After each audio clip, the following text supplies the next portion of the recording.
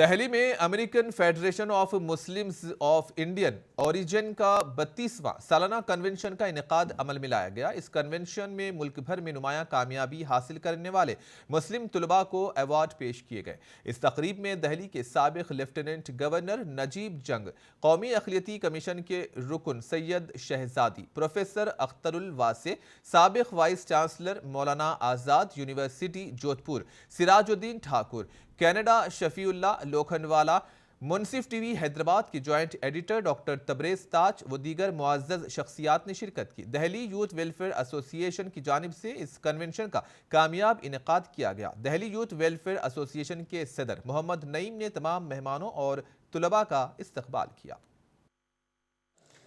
97.8% ہے۔